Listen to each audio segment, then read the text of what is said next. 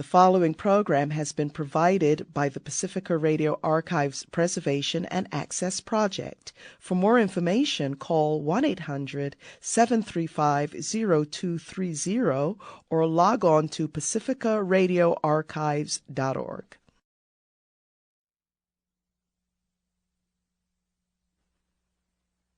I didn't know I was going to talk really, and I'm not going to talk very long. What can I say? The man who we are here to talk to, who will talk to us, that is Martin Luther King. I think it's very important to remember that this moment in 1968 is a kind of combination of things that began in this country quite a long time ago, and specifically speaking, 1954, with a Supreme Court decision outlawing segregation in the schools, and in 1957, when Martin was thrown that ball in Montgomery, Alabama, when Rosa Parks refused to stand up because her feet hurt. Now, we watched in this 11 years, in this 13 years, depending on the point of view, in this country, a terrible descent. What Rosa Parks was saying in Montgomery in 1956, and what those Negroes were saying when they were marched for 389 days, the country did not want to hear and did not hear. And as time rolled on, and kids, including people like Stokely Carmichael, were being beaten with chains, thrown into jail, marching up and down those dusty highways, trying to change the conscience of this country. Still nobody heard, and nobody really cared. And poor Martin spent most of his time in and out of jail, as all of us know, trying to redeem what we claim we live by, the principle of love your neighbor, the principle of if it happens to you, it's happening to me. The principle John Donne talked about, when he said that any man's death diminishes me. But in this country, race and Christianity and power are so tied together in self-interest. What one takes is self-interest, that no one heard it. It's only now that people are beginning to suspect that something terrifying has happened, and with our consent, because we do know that we cannot fight a civil war, which is what this ferment is about, because I am your brother. I was born here. My father's and my father's blood is in this soil, and nothing will drive me from this country. It also belongs to me. You cannot fight a civil war and a global war too at the same time, and especially if both are predicated on the same principle. And I'm not now accusing the Americans of being wicked. I'm accusing us of having allowed ourselves to be brainwashed into a state of ignorance which allows us to forget that the peasant in Saigon and the peasant in Detroit are the same people. And what we don't know about the peasant in Saigon is what we don't know about Sambo here. And that has destroyed the American sense of reality. And I suppose what we're here to do tonight is begin to correct that.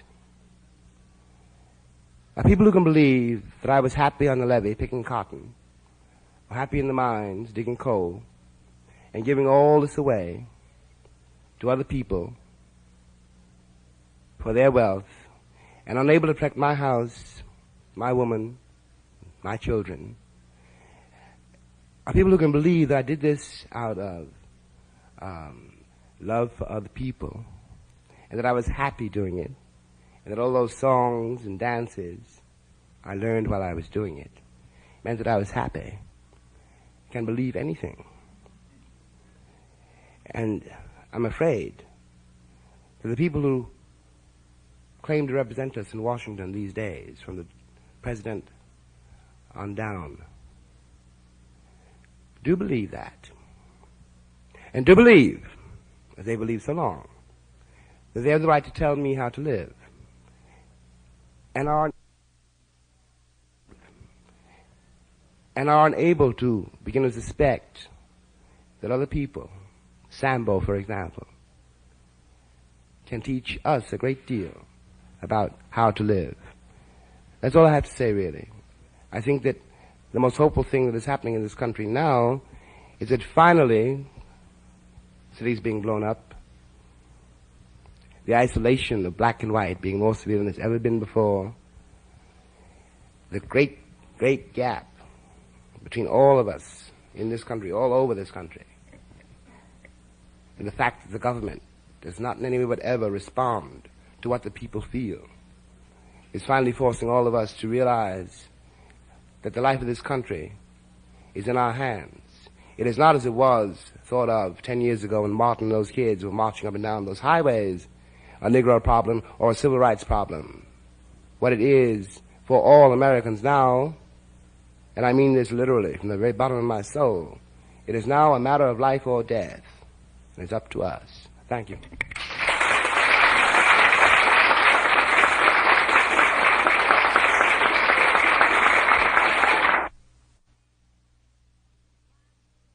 Thank you very kindly for your heartwarming applause. I need not pause to say how very delighted I am to be here and to see each of you out this evening and to see you here in such large numbers. I'm so happy to have the opportunity of hearing these eloquent statements this evening. I've been speaking. I think this is about my fourth speech today, so I have about spoken out. So since you won't hear much from me, you have already heard some very excellent statements, and I want to thank all of those who have preceded me for what they have said. Now, I'm going to try to be very brief, and I can assure you that brevity is a magnificent accomplishment for the Baptist preacher. And since I have two sermons to preach in Los Angeles tomorrow morning, I can assure you that I'll hold the lengthy message until that time. But I do want to thank you for your presence, and I think your presence is indicative of the fact that you are concerned about the great problems that we face in our nation and all over the world. We have just heard from Marlon Brando that these are confusing times, and I don't think anyone would disagree with that. We are faced with a situation where we find restlessness among the poor and discontent among the affluent. And for some reason, it seems that this mammoth ship of state is not moving toward new and more secure shores, but toward old destructive rocks.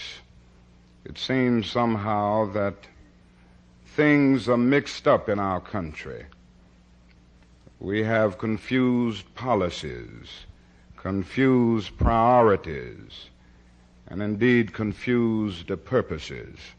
I remember so well that President Johnson raised a question some weeks ago when he was giving his State of the Union address.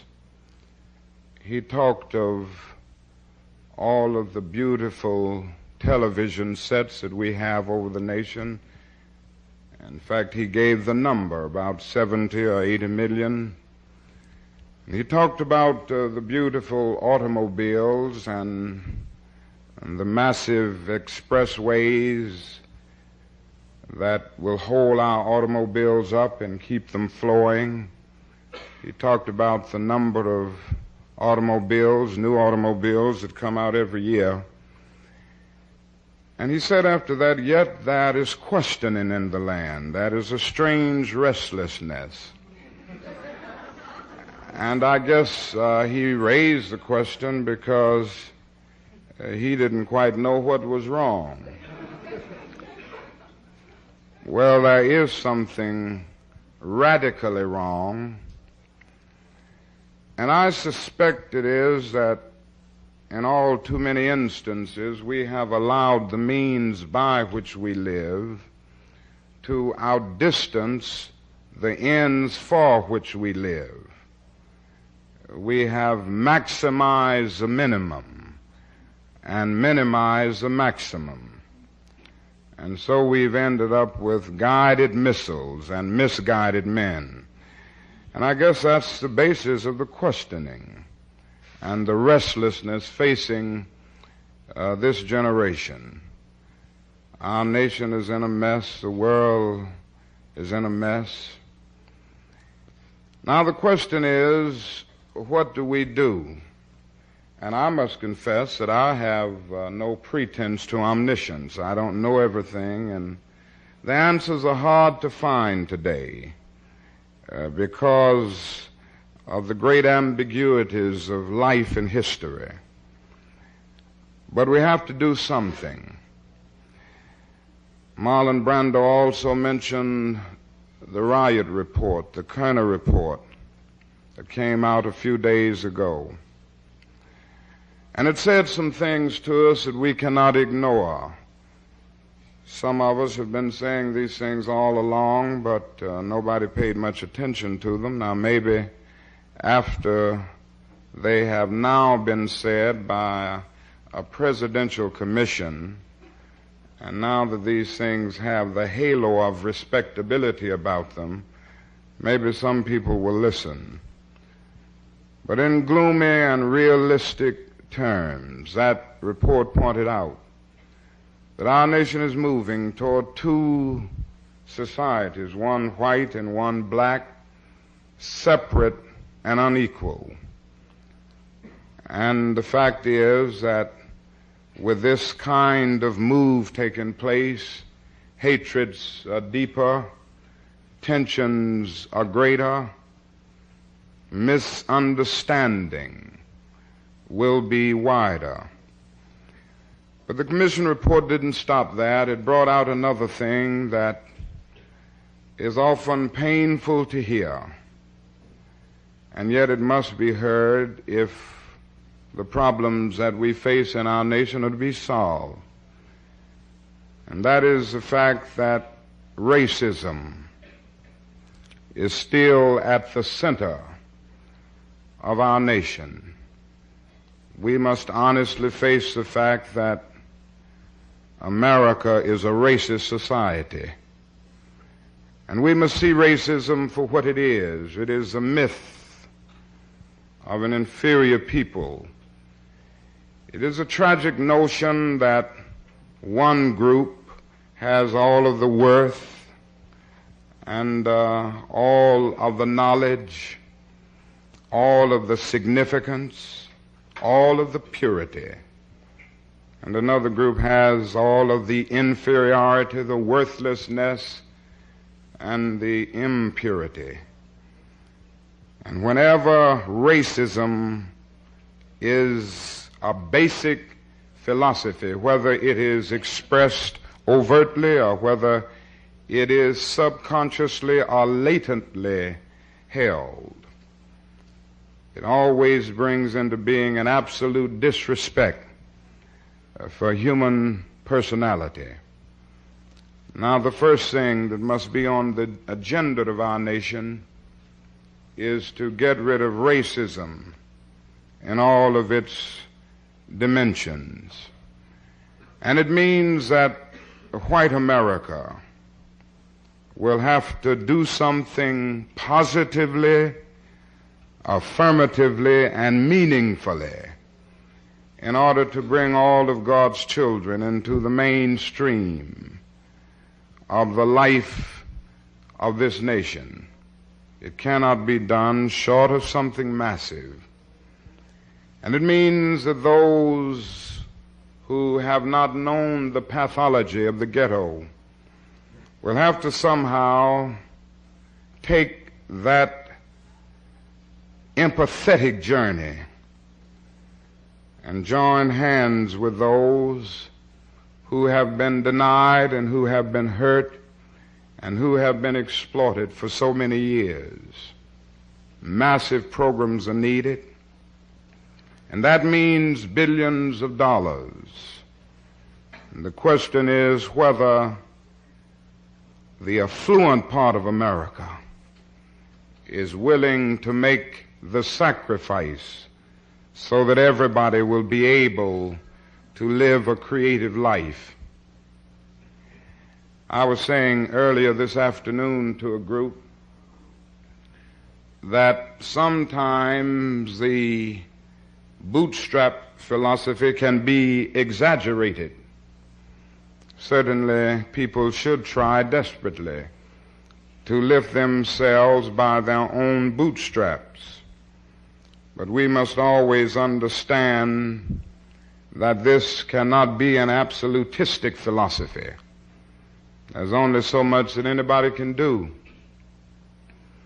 I was on a plane the other day, and a man started talking with me, and he said, the thing about your people is that they don't do anything for themselves. And he went on to say that all of the other ethnic groups have come to America, and they face problems just like your people, and yet they lifted themselves by their own bootstraps. And I looked at him and tried to talk with him in understanding terms. And I said, you know, it doesn't help the Negro for insensitive, unfeeling white people to say that other ethnic groups who have been in this country 100 or 150 years and who came voluntarily have gotten ahead of him, and he's been here almost 350 years, and he was brought here involuntarily in chains.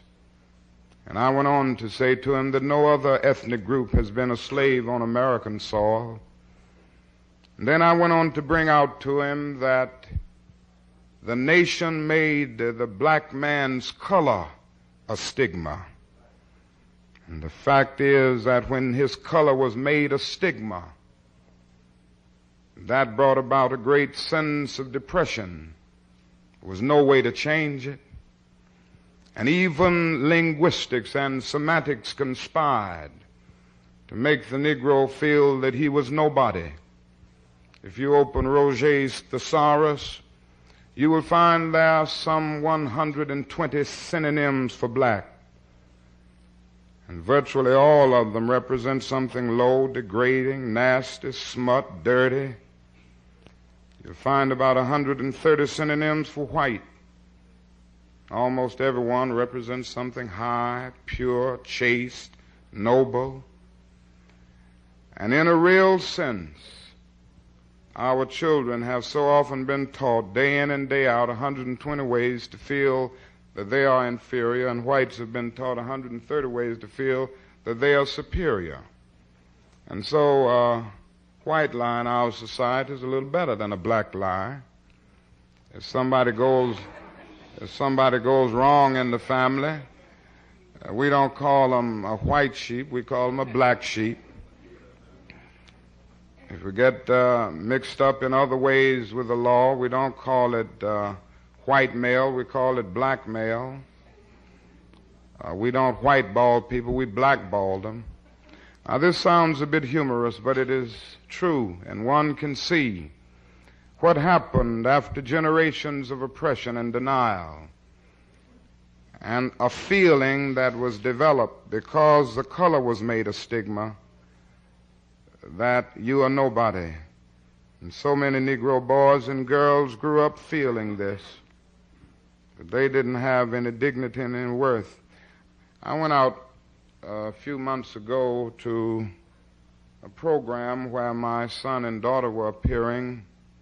They are attending an integrated school in Atlanta, and they were the first Negro kids to go to this particular school. And they had a program that night entitled Music That Made America Great.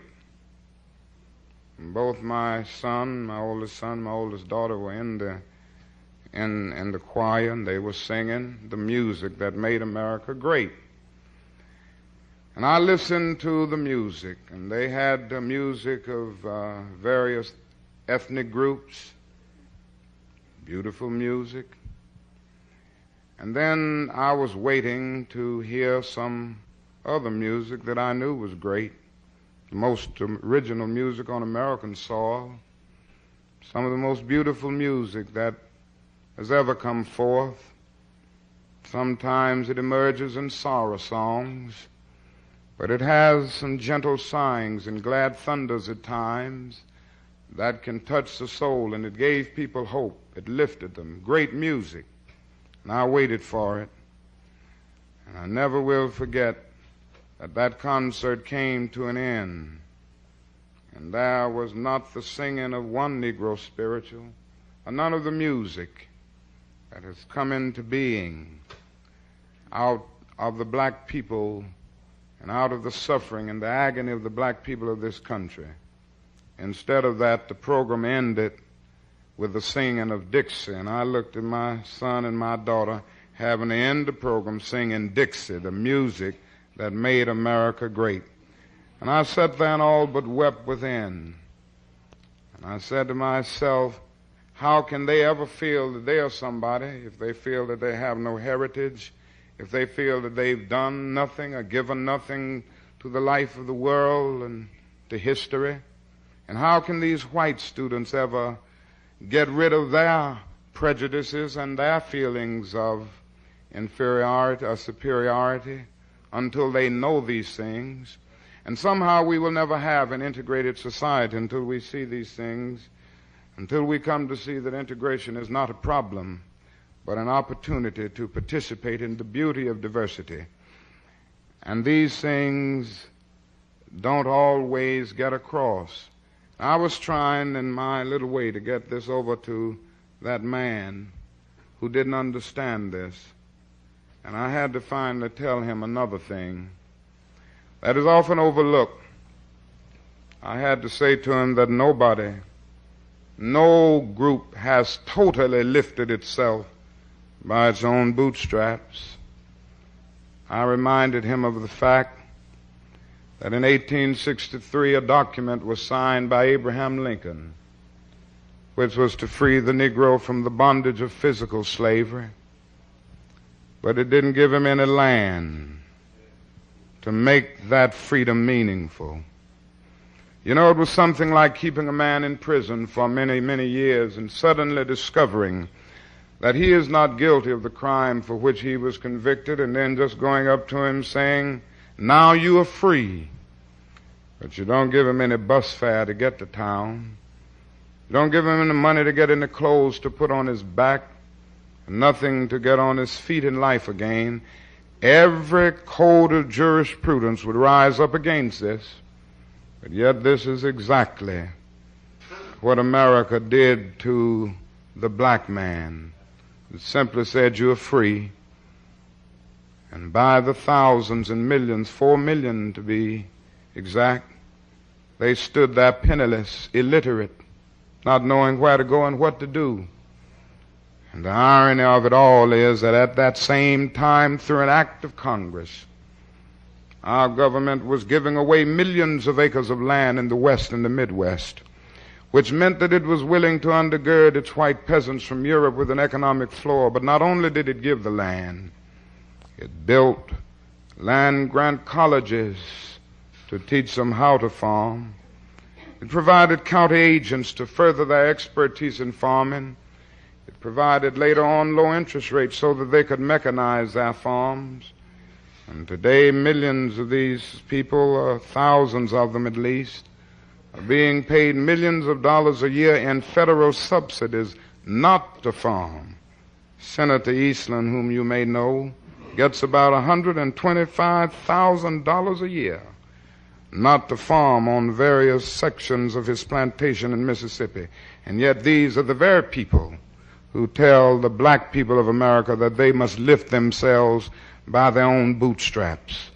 Somewhere we must come to see that there is a massive job to be done, and it cannot be done without massive concern and without an understanding that that is a great deal of repentance that must take place. Now, we in the Southern Christian Leadership Conference are still trying. The job is often difficult, and I can say to you that it is terribly frustrating. Often we all feel that we are struggling in a situation where the problem is basically insoluble, and yet in order to live, you've got to maintain hope. You've got to go on in spite of. You've got to have that something that the existential philosophers call the courage to be. And so we're trying to go on in spite of. And as we go on, we need the support of all people of goodwill. The problem can only be solved when there is a kind of coalition of conscience. Now, I'm not sure if we have that many consciences left. Too many have gone to sleep. But there are some left. And we've got to be that something that Arnold Toynbee, the historian, refers to as a creative minority, ready to do battle for the sacred, vital, valid issues of life, ready to do battle for the principles of justice and goodwill and peace and brotherhood. There are a lot of poor people in our nation. We've seen them in various ways, but so often we don't allow ourselves to see them. And therefore they become invisible. The invisible poor. I would not fool you when I say that I've been in the Delta of Mississippi, and I've been in the little shacks of people who earn less than $400 a year. I wouldn't be fooling you if I told you that I've been through the slums of Chicago. I lived in one. I've been through the slums of Cleveland. I lived there for about 6 months last year. And I would not be telling you an untruth. And I say to you that I've seen young Negro men and women not earning enough money, and their parents not earning enough money to begin to function in the mainstream of life. I've seen the lead poisoning in their houses.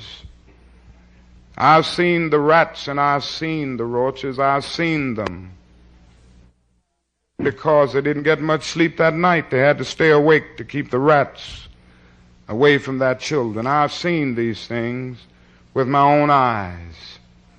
And sometimes out of despair, out of agony and out of the ache and anguish of their daily lives, they try to forget it all and they try to escape. Sometimes they turn out of humiliation to dope addiction, alcoholism, not wanting to face it. Sometimes a father will end up leaving his family because the welfare law says that a family can't get welfare if there's an able-bodied man in the house. And here he is unemployed, not able to get a job, but he's in the house. And so for humanitarian reasons, he ends up deserting the family so that the children can get something to eat. I've seen these things happen. Now the job facing the nation today is to get rid of poverty. We are the richest nation in the history of the world. Our national gross product this year is about $800 billion. That is what it is, the richest nation in the history of the world. It wouldn't take much to do what I'm talking about. It wouldn't take a great percentage of that national gross product to do what I'm talking about. If the haves are willing to somehow join hands with the have-nots and armed with compassionate traveler's checks, journey into that other country of their brother's hurt and denial and neglect, it wouldn't take that much. We've done it before. We talk in Congress about rewarding the rioters. And I've heard congressmen standing up saying they aren't going to reward the rioters. And I think of the fact that we developed a Marshall Plan after Hitler had destroyed a great deal of Europe. We built it back up. We built a great deal of Germany back up. And nobody said you are rewarding the Nazis. And that is something shameful about a nation with people who have lived in it all of these years. And because in anger and in moments of understandable bitterness, they exploded into violence, and the only response is to call for a day of prayer and the appointment of a commission, and then the president won't even say a kind word about his own commission's report. It is time now for something positive to take place. And this is why we're going to have a campaign in Washington. This is why we're going with poor people. I don't know what we'll be able to do in Washington. Frankly, I know we've got to do something. I know we've got to take the inchoate rage of the ghetto and transform it into a constructive and creative force. It is not enough for an oppressed people to be angry, because anger is not a program. It is necessary to unite and organize so that that anger can be transformed into a creative and constructive force. And this is what we are trying to do in our Poor People's Campaign in Washington, taking the power of direct action, keeping this issue before the attention of the nation, and developing a movement that is dramatic and attention-getting, so that for at least 60 days, nobody in this country can overlook the fact that there are poor people around. And we solicit your support as we go to Washington, not to beg, but to demand jobs or income now. Now, there's one other thing.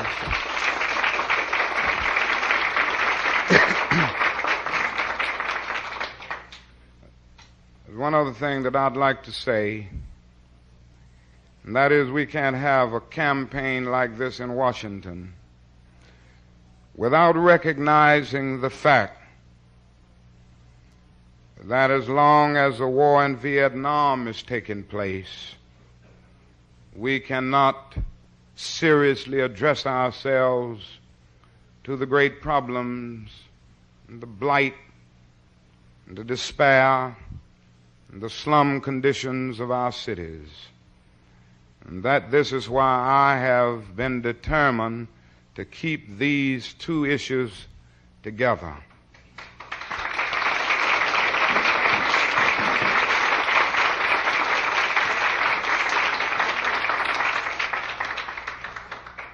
There comes a time when silence is betrayal.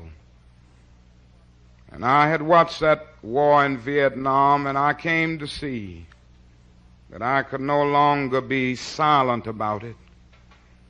And our nation is committing a grave crime, and I'm convinced if we, the people of goodwill, don't unite and keep the pressure on and demand an end to that war in Vietnam, that the curtain of doom may well come down on American civilization.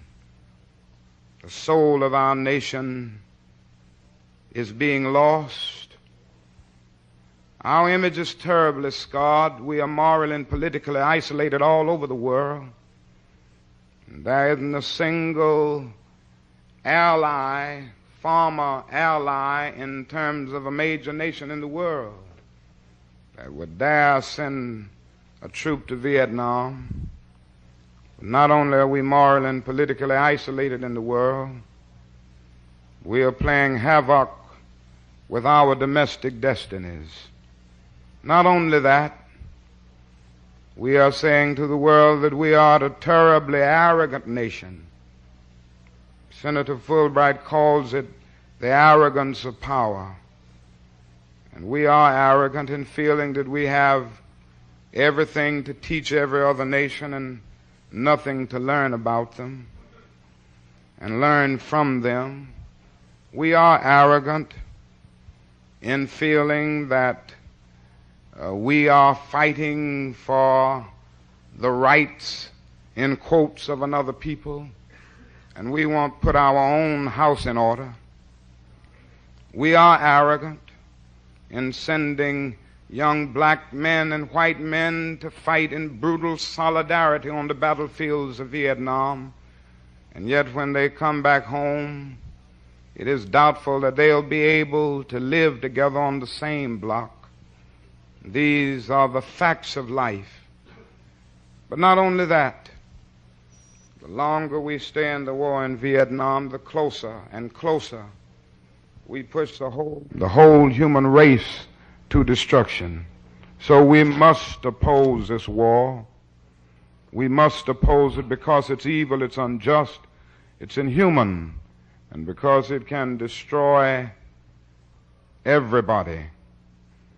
There are those who say to me, you should stick to civil rights and don't mix these issues, and I always have to say that it would be rather absurd for me to be working for integrated housing and integrated schools and not be concerned about the survival of a world in which to integrate. And I think we've got to see that the question now is the survival of mankind. John Fitzgerald Kennedy said on one occasion, mankind must put an end to war. A war will put an end to mankind. This is where we are today. And so let us continue to stand up for peace, and let us continue to stand up for freedom and justice. Let me say in conclusion that even though our struggle is much more difficult now, and it's more difficult because it's going to cost something. It's going to cost billions of dollars. As I said earlier today, it's easier to integrate a lunch counter than it is to eradicate slums. It's easier to guarantee the right to vote than it is to guarantee a guaranteed annual income or to create jobs. And so things are more difficult now. And I must honestly confess that I go through those moments of disappointment when I have to recognize the fact that there aren't enough white persons in our country who are willing to cherish democratic principles over privilege. But I'm grateful to God that some are left. And I say to you that our goal is freedom. I believe we're going to get there, however difficult it is. And I believe we're going to get there because however much she strays away from it, the goal of America is freedom. And our destiny is tied up with the destiny of America. Abused and scorned though we may be as a people, our destinies are tied together. Before the Pilgrim Fathers landed at Plymouth, we were here.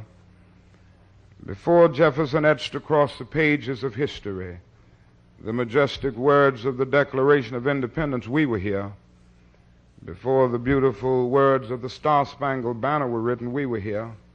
And for more than 2 centuries, our forebears labored here without wages.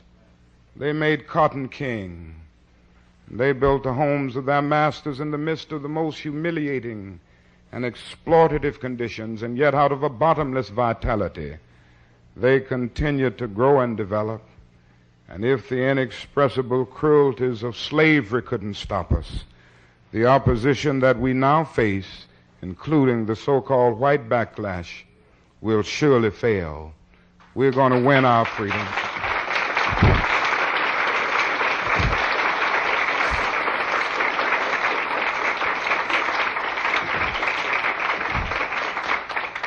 We're going to win our freedom because both the sacred heritage of our nation and the eternal will of the Almighty God are embodied in our echoing demands. And so together we will work until we make America one nation, indivisible, with liberty and justice for all. Thank you.